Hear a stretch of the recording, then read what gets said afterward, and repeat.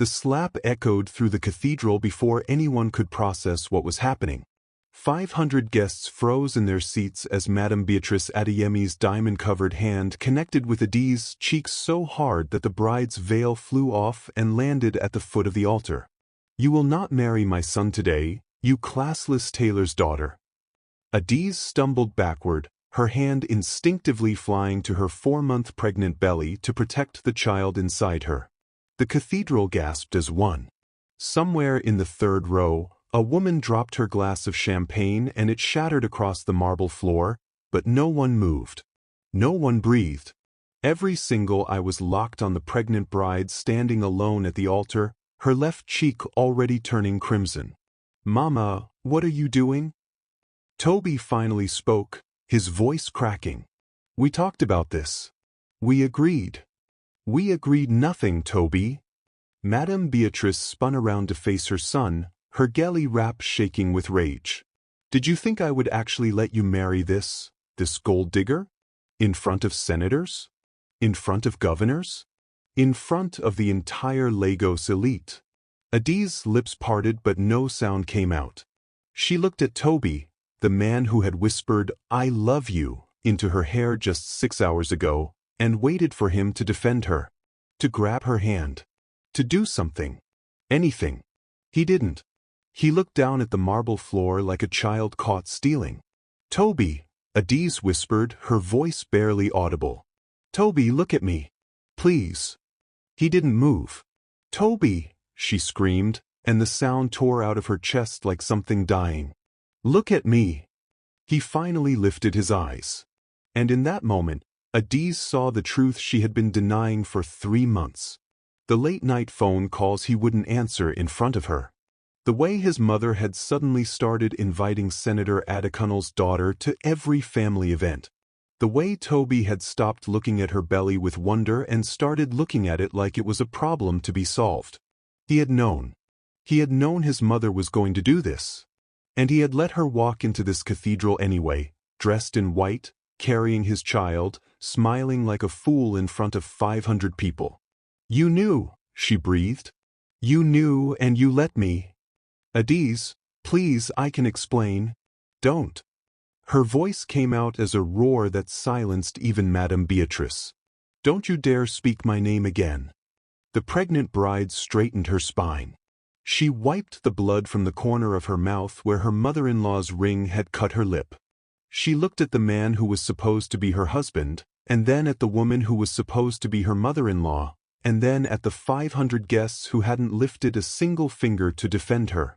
And then she did something no one in that cathedral expected. She smiled. It was a slow smile. A dangerous smile. The kind of smile that made Madame Beatrice take an involuntary step backward. "Thank you," Adaeze said softly, her voice carrying through the silent cathedral.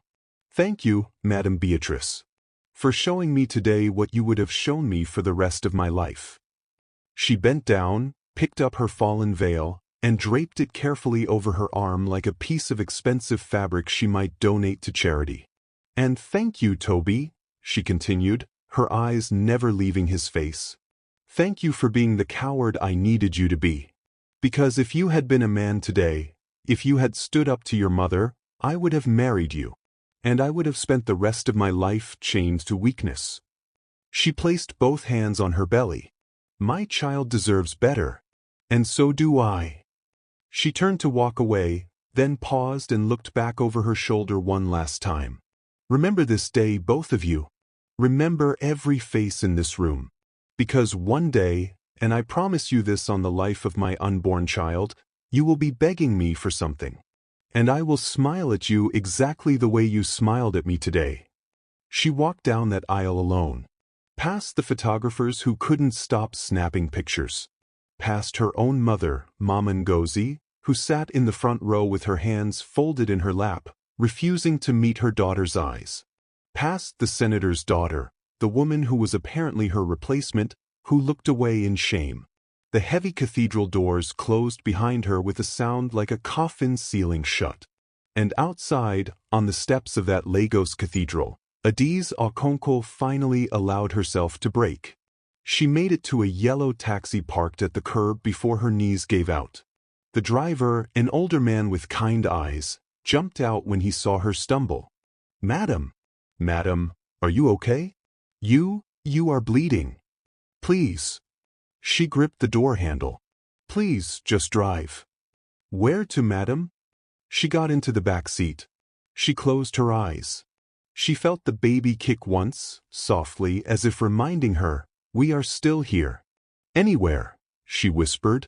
"Anywhere that isn't here." The taxi pulled away from the curb just as the cathedral doors burst open and Toby came running down the steps, screaming her name. She didn't look back. She watched him grow smaller in the side mirror until he was just a man in a wedding suit standing alone on the steps of a church. And then he was gone. The driver, his name was Mr. Bayo, though Adaeze wouldn't learn that for another 3 years, drove her in silence for almost an hour. He didn't ask questions. He didn't turn on the radio. He just drove, glancing at her occasionally in the rearview mirror as she sat with one hand on her belly and the other pressed against her cut lip. Finally, somewhere near Lekki, she spoke. "Sir, I have no money. I have nothing. I left my purse at the altar." She fumbled at her ears and pulled out the diamond earrings Toby had given her on their engagement night. "Please, take these. They are worth more than any fare." Mr. Bayo glanced at the earrings in his rearview mirror. Then he looked at the pregnant bride in the ruined wedding dress with the cut lip and the dead eyes. "Madam," he said quietly, "keep your earrings. I have a daughter your age. If she was ever in your situation, I would pray to God that a stranger would drive her home for free." Adaeze burst into tears. She cried for 30 minutes straight in the back of that taxi. She cried for the wedding she would never have. For the husband she would never marry. For the child who would grow up without a father. For the mother who had sat in that front row and chosen pride over her own daughter. She cried until there was nothing left inside her but a hollow, echoing emptiness. And then, somewhere in that emptiness, something new began to grow. It wasn't hope. It was something colder. Something sharper. Something that had teeth. It was a promise. "Sir," she said finally, wiping her face with the back of her hand, "take me to my mother's house in Surulere. Please." She knew, even as she said it, that she shouldn't go. She knew her mother had sat in that cathedral and watched her be slapped and said nothing. But Adaeze was 23 years old and 4 months pregnant and had nowhere else in the entire world to go. And so she went home, to the small house where she had grown up, to the woman who had raised her, to the only family she had ever known. She would regret that decision for the rest of her life. The taxi pulled up to the small house in Surulere just as the streetlights were flickering on. Adaeze sat in the back seat for a long moment, staring at the wooden front door she had walked through 10,000 times in her life. The door her father had painted blue before he died. The door her mother had repainted brown last year because blue is for poor people now. "Are you sure, madam?" Mr. Bayo asked gently. "I have nowhere else to go." She climbed out of that taxi in her ruined wedding dress and walked up the cracked concrete path. Her heels clicked softly. Somewhere down the street, a generator hummed. The smell of someone's evening jollof drifted through the air, and Adaeze realized she hadn't eaten anything all day. She knocked. The door opened. Mama Ngozi stood there in her own asubi from the wedding, still dressed, still wearing the same gold earrings, still smelling faintly of the expensive perfume Toby's family had bought her for the occasion. She looked her pregnant daughter up and down, from the bloodied lip to the torn veil to the swollen belly. And then she did something Adaeze would never forget. She laughed. It was a small, bitter laugh. The kind of laugh that comes out when something has been building inside you for years and finally has somewhere to land. "So," Mama Ngozi said, "you came back. Mama, please. Let me in. I have nowhere. You have embarrassed this family." "Mama," she slapped me. In front of everyone. Toby knew "You have embarrassed this family," her mother shouted, and the sound bounced off the houses on either side of the street. A neighbor's curtain twitched. Mama Ngozi lowered her voice, but it became something worse than shouting. It became cold. "Do you know how long I worked to get you that match? Do you have any idea what I sacrificed? Do you know what people are saying about me right now?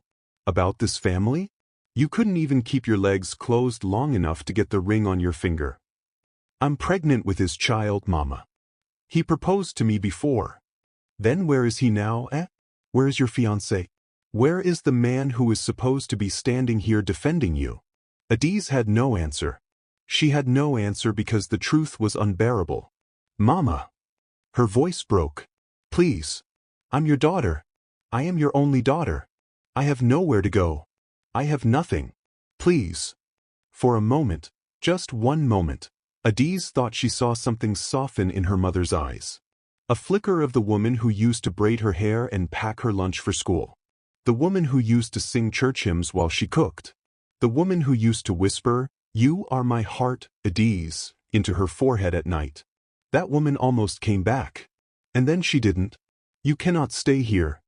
Mama Ngozi's voice was flat. I have my standing in this community to think about. People talk. People know. You will go somewhere else. Where, Mama? Where am I supposed to go?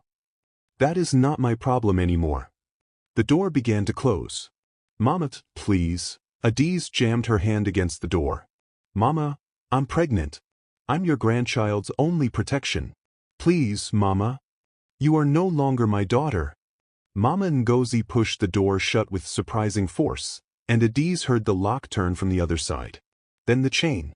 Then the deadbolt. Each sound a different kind of death. She stood on that doorstep for almost an hour. She knocked. She begged. She cried until her voice was gone. She pressed her face against the wooden door and whispered her mother's name over and over again like a prayer to a God who had stopped listening.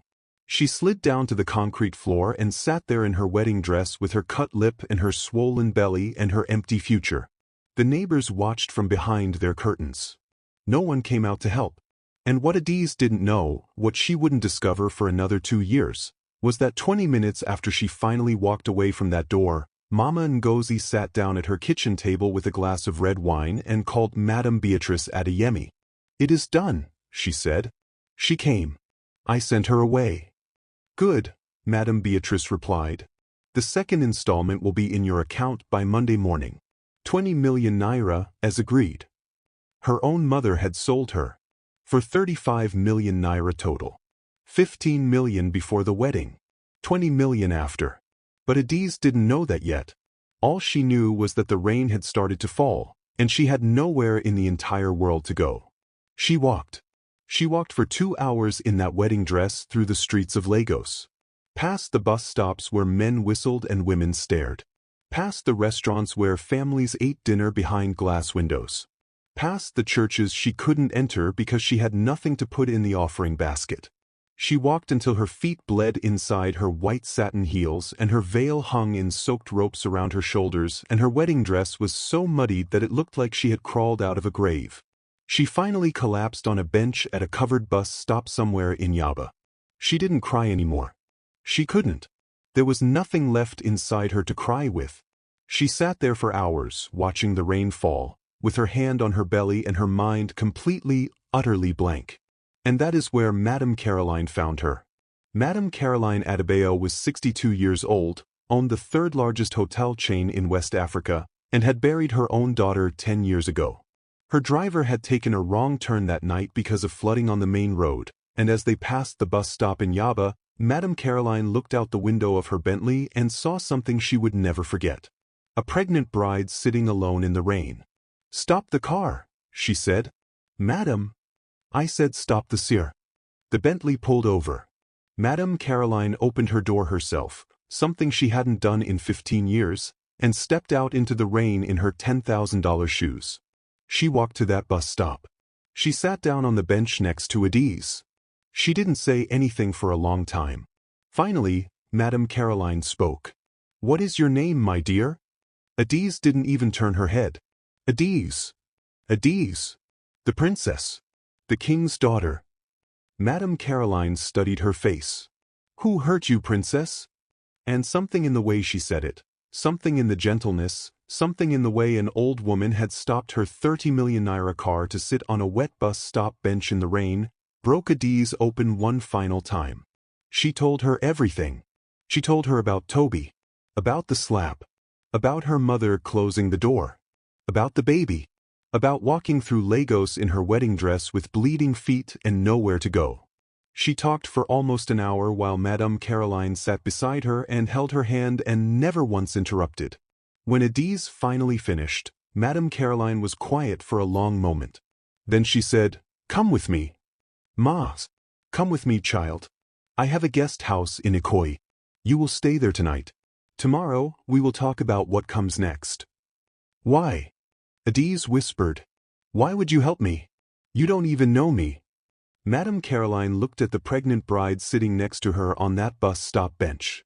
Her eyes filled with something old and sad and powerful. "Because 10 years ago, my own daughter died in a bus stop just like this one. She had run away from a man who hurt her. She was pregnant too. And nobody, not a single person in this entire city, stopped to help her." Madame Caroline's voice cracked for just a moment, then steadied. "I made a promise to God that day. If I ever drove past another woman who needed help, I would stop. No matter who she was. No matter the cost." She squeezed Adaeze's hand. "Tonight, princess, you are her. And I am keeping my promise. If you're feeling this story so far, do me a favor, drop a comment below with the word, protected, if you believe Madame Caroline was an angel sent at the right time. And if you haven't subscribed yet, what are you waiting for? Hit that subscribe button, because the best part of the story is still coming." Adaeze let Madame Caroline lead her to that Bentley. She let the old woman wrap her own coat around her shoulders. She let herself be driven through the rain to a guest house in Ikoyi that was bigger than any home she had ever seen. And as she lay down that night in a clean bed, in dry clothes, with food in her stomach for the first time in 12 hours, she made a second promise to herself. The first promise had been on the steps of that cathedral, "They will beg me one day." The second promise she made that night, with her hand on her belly, was this, "I will become someone they cannot ignore." Not for revenge. For her. She pressed her hand harder against her stomach. "For you, my child. So that no one will ever look at you the way they looked at me today. What Adaeze didn't know, as she fell asleep in that guest house in Ikoyi, was that Madame Caroline was already on the phone in the next room. "Yes," the old woman was saying quietly.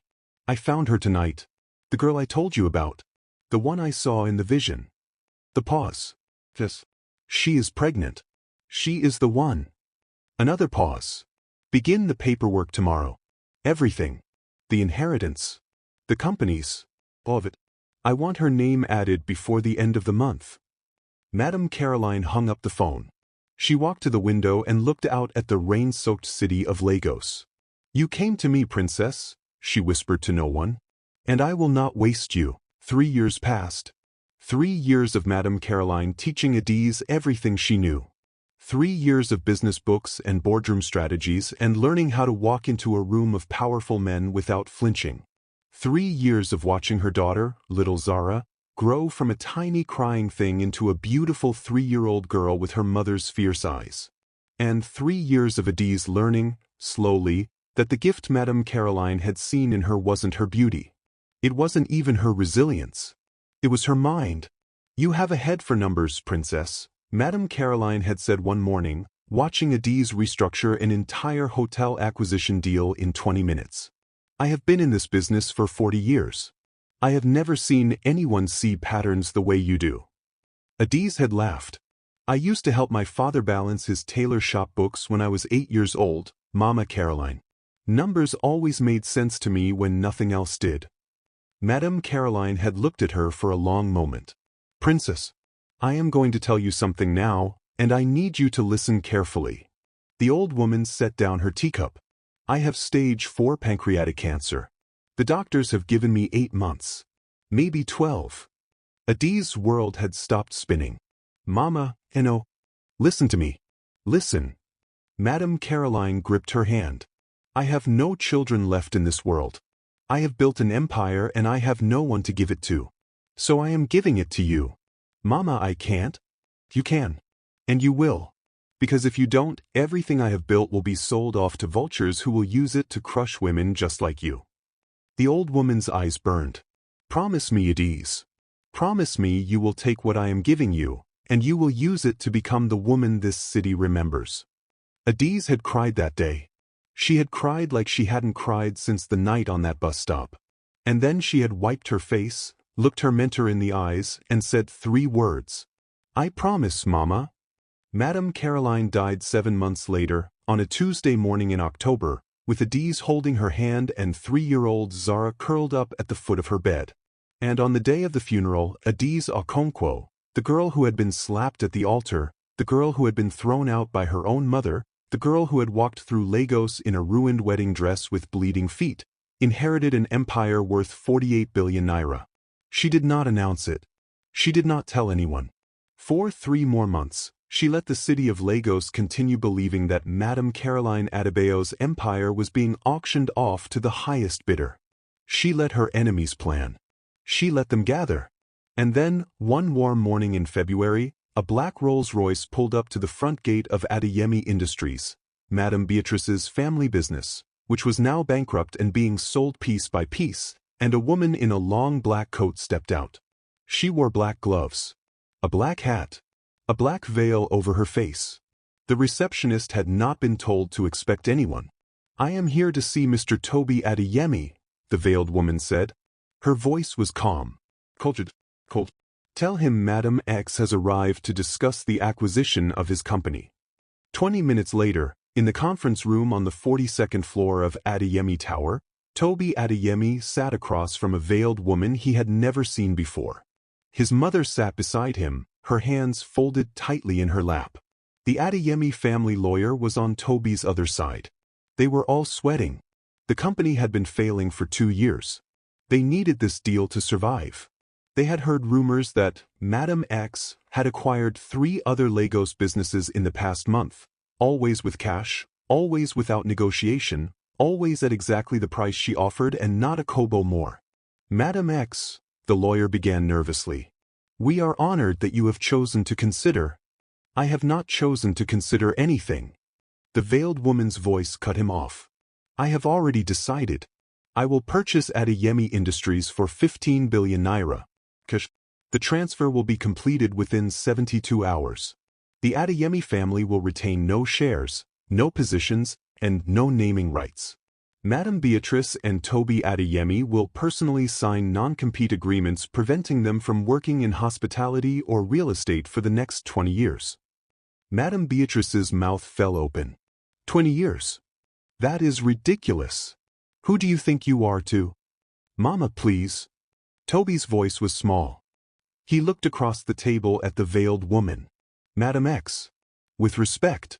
The company is worth at least 30 billion. 15 is what you are worth today. The veiled woman set her gloved hands on the table. Tomorrow, you will be worth 10. The day after 5. By the end of the month, your creditors will own everything that is left and you will be on the street with nothing but your mother's bitterness for company. So I suggest, Mr. Adeyemi, that you stop negotiating and start signing. The room was silent. Toby looked at his mother. His mother looked at the lawyer. The lawyer looked at the floor. Madam X, Madame Beatrice finally said, her voice straining to remain civil. Forgive me, but I must ask, why are you doing this? You have offered us terms that no business person would ever offer. You seem to take this personally. I do. Have we met before, madam? The veiled woman was quiet for a long moment. And then slowly, very slowly, she reached up and lifted the veil from her face. Madame Beatrice's wine glass shattered against the conference table. Toby stopped breathing. The lawyer made a small sound like a man who had just been told his house was on fire. Adaeze, Toby whispered. Adaeze, oh my God. Madame Adaeze Okonkwo, she corrected him, her voice as smooth as a blade. And yes, Madame Beatrice. We have met before. 3 years ago. In a cathedral. You slapped me in front of 500 people. Adaeze, please. Toby was already standing. Please, let me explain. I have looked for you for 3 years. Sit down. He sat. Adaeze stood. She walked slowly around the conference table, her heels clicking against the polished marble. She stopped behind Madame Beatrice's chair and leaned down so that her lips were almost touching the older woman's ear. "Do you remember what I told you that day, madam?" she whispered. "Do you remember what I promised you on the life of my unborn child?" Madame Beatrice was trembling. "I told you that one day you would be begging me for something, and I would smile at you exactly the way you smiled at me." Adaeze straightened up. She walked back to her seat. She picked up the pen the lawyer had placed on the contract. "Sign the papers, Madame Beatrice. Sign them, and I will allow you to keep your house in Ikoyi. Refuse, and I will buy your debts from your creditors personally and put you and your son out on the street by the end of the week." Madame Beatrice was openly crying now. "Adaeze, my child, please. Please. I was wrong. I was so wrong. I have prayed every day for forgiveness. Sign the papers." She signed. Toby signed. The lawyer signed. And Adaeze Okonkwo walked out of Adeyemi Tower that afternoon as the new owner of the company that had cast her aside, leaving behind a woman who had once slapped her at an altar, now reduced to a shaking, weeping shadow of the queen she had pretended to be. If this story is hitting you the way I hope it is, drop the word "queen" in the comments right now. And if you haven't smashed that subscribe button yet, do it. Because what happens next is the part that will heal something inside you. 3 weeks after the acquisition, Adaeze went to see her mother. She didn't go in the Rolls-Royce. She didn't bring bodyguards. She took an Uber to that same house in Surulere, and she knocked on the same wooden door her mother had closed in her face 3 years ago. Mama Ngozi opened it. She was older now. Thinner. The gold earrings were gone. Her asoebi had been replaced with a faded wrapper. When she saw her daughter standing on the doorstep, in a tailored suit, with 3-year-old Zara holding her hand, Mama Ngozi fell to her knees. "Adaeze! Adaeze! My daughter, oh my God! Stand up, Mama. Please, please forgive me. I was a fool, I was wicked. The money is gone, all of it is gone. I have nothing left. I know about the 35 million, Mama." Mama Ngozi froze. "I know everything." Adaeze knelt down so that she was eye level with her mother. "I know about the 15 million before the wedding. I know about the 20 million after. I know that you sold your only daughter for less than the cost of a Lagos apartment." Tears streamed down Mama Ngozi's face. "And I am here today, Mama, to tell you something. I forgive you." The older woman's mouth fell open. "I forgive you because carrying this hatred has been heavier than carrying my daughter for 9 months. I forgive you because little Zara deserves to know her grandmother. I forgive you because Mama Caroline taught me that bitterness is a poison you drink hoping someone else will die." Adaeze stood up. "But forgiveness is not the same as forgetting. And it is not the same as letting you back in." Her voice was gentle but immovable. "You will not live with me. You will not have access to my accounts. You will not make a single decision about Zara's life. Once a month, you may come to my house for dinner. You may hold your granddaughter. You may eat at my table. And then you will go home." Mama Ngozi nodded through her tears. "Yes, yes, my daughter. Anything. That is the deal, Mama. Take it. Or leave it." "I take it. I take it, my daughter. Thank you. Thank you." Adaeze looked down at her daughter. Little Zara, with her wild curls and her father's eyes and her mother's fierce mouth, looked up at the grandmother she had never met. "Hi, Grandma," Zara said softly. And Mama Ngozi broke into a sob that shook the entire doorstep. 6 months later, Adaeze stood on the rooftop of her own 42nd floor office building, the building that used to belong to the Adeyemi family, and watched the sun set over Lagos. She wore a simple white dress. No jewelry. No makeup. Just herself. Behind her, a quiet voice spoke. "You know, when Madame Caroline hired me as her accountant 6 years ago, she told me I would one day meet a woman who would change my life. I thought she was joking." Adaeze smiled without turning around. "And was she joking, Daniel?" "No." His footsteps came closer. "She wasn't." Daniel Okafor had been Madame Caroline's quiet, patient accountant for 6 years. He had watched Adaeze grow from a broken pregnant bride into a woman who terrified the boardrooms of Lagos. He had never once tried to date her. Never once made her feel like a project. He had simply been there, calm, steady, patient, for 3 years. The week after she acquired Adaeze Industries, he had finally asked her to dinner. That had been 5 months ago. Now he stood beside her on the rooftop, holding little Zara on his hip, and Adaeze realized that for the first time since the day she walked out of that cathedral, she was not afraid of anything. "Adaeze," Daniel said quietly, "I have something to ask you." She turned to look at him. He set Zara down gently. He reached into his jacket pocket. He took out a small velvet box. "I am not Toby," he said. His voice was steady. "I am not perfect. I do not come from money. My mother is not famous. But I have loved you since the day you walked into Madame Caroline's office with mud on your shoes and fire in your eyes. And if you let me, I will spend the rest of my life loving you in front of everyone. In cathedrals, in courthouses, in market stalls, anywhere you ask me to. Adaeze Okonkwo. Will you marry me?" Little Zara looked up at her mother. "Mommy, say yes. Please say yes." Adaeze laughed through her tears. "Yes," she whispered. "Yes, Daniel. 1,000 times yes." And as Daniel slipped the ring onto her finger, a simple silver band, nothing like the diamond Toby had given her 3 years ago, Adaeze Okonkwo finally understood what Madame Caroline had been trying to teach her all along. The greatest revenge is not destroying the people who hurt you. The greatest revenge is becoming so happy, so whole, so deeply at peace, that their existence no longer touches you. She had buried her wedding dress 3 years ago on the steps of a Lagos cathedral. And today, she had risen. If this story moved you, if you cried, if you smiled, if you felt something heal inside you, do me one favor. Comment the word "risen" below. Like this video so more women can find the story. And subscribe to this channel for more stories that hit different. Stories that heal while they entertain. Because somewhere out there tonight, there is a woman sitting on a bus stop bench in a ruined wedding dress. And she needs to know that her story is not over. It is only just beginning.